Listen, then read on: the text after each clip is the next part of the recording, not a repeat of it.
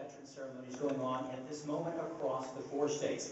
There's no better place to be than right here at East Minnesota today. Would you agree? Let me ask you a question before we start today. How many, by raising your hands, how many maybe have a veteran in your family? Mom and dad? Brother, sister, grandma, grandpa, aunt and uncle? Great. That is truly great. So you've heard some of the stories, and I know you learned in your social studies classes and government classes things about our wars and our conflicts over a long period of time in American history.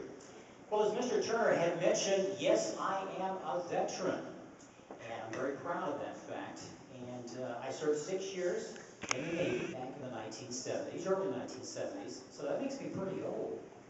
Yeah, no, don't say that.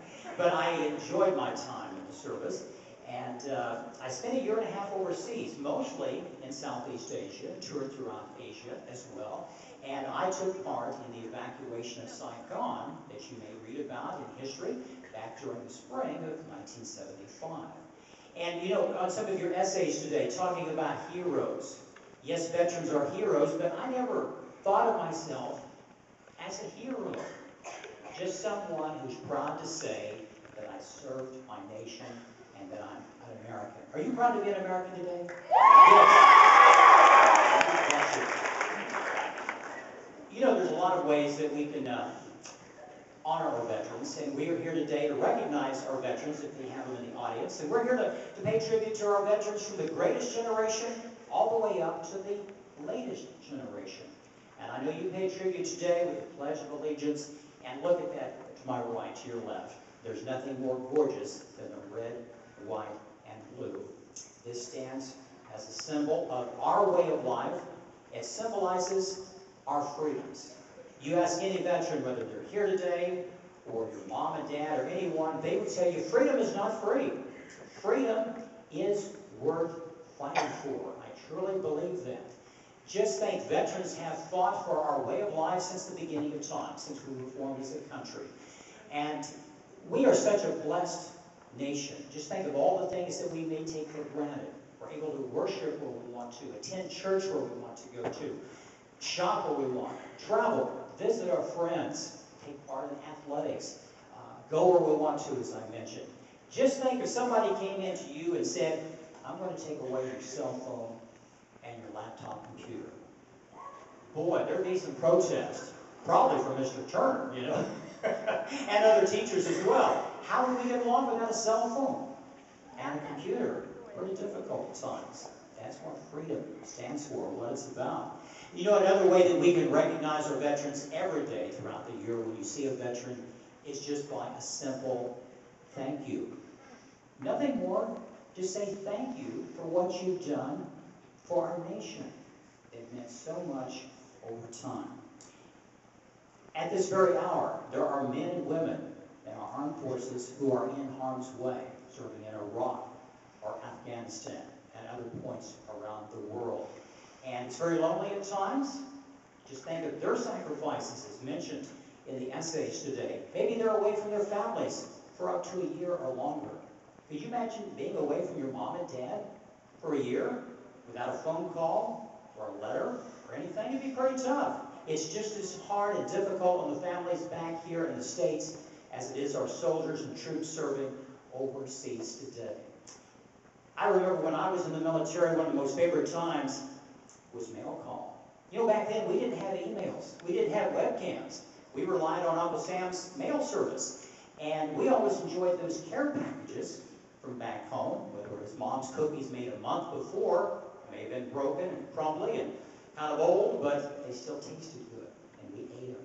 We always appreciated things from home. And I don't know if you all have done this. I know other towns and communities, when the 203rd Battalion was overseas last year, a lot of people got together and sent care packages and letters and adopted pen pals. And we had a story this week of some of the students in this area that finally got to meet the soldiers that they've been writing for quite some time. It really means a lot to have that connection back and forth to home.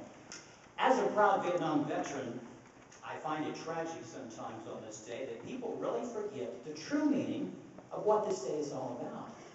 For some people, it's just a day off from work. And it's upsetting to a lot of veterans. And I went to, as being an old school teacher, Mr. Turner did mention that, but I've taught school for quite some time at Crowder College on the college level. And so I went to the TV station, and some of those people are not much older than you. So I asked them to jot down just a few notes that I want to read to you, just briefly, of what Veterans Day means to them. And this is what they had to say. Veterans Day means the freedom that we enjoy each and every day. It's a time to honor and recognize those who have put everyone else before themselves. The ones who stand up for what they believe in, those who are most unselfish, those who truly love and care for their families, friends, and neighbors. Without veterans, we wouldn't have the liberties and freedoms that we enjoy today. It's an honor to say thank you to these men and women for the sacrifices they have made. I only wish we could do more. Veterans Day gives our country a chance to remember those who paid the ultimate sacrifice for our freedom and honor those who have served and continue to serve our great nation.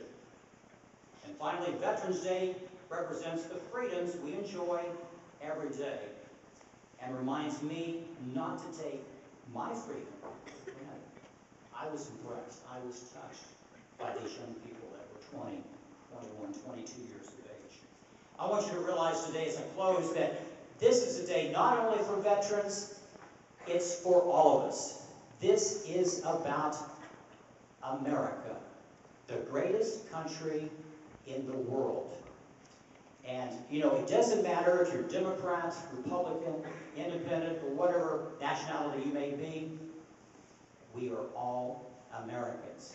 You be proud of who you are and where you've grown up and what you stand for, because people are aware of what America stands for, and always fly that flag.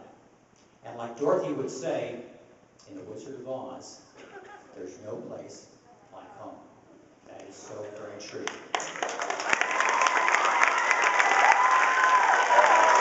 You have been a wonderful audience. You want to take much of your time. You've been a wonderful audience. Be proud of who you are. I know you're doing great things here at East Middle. This is a beautiful facility. Take pride in what you have here, and don't let anyone ever take it away from you. As Mr. Turner said before, God bless our troops. God bless America. Thank you so much.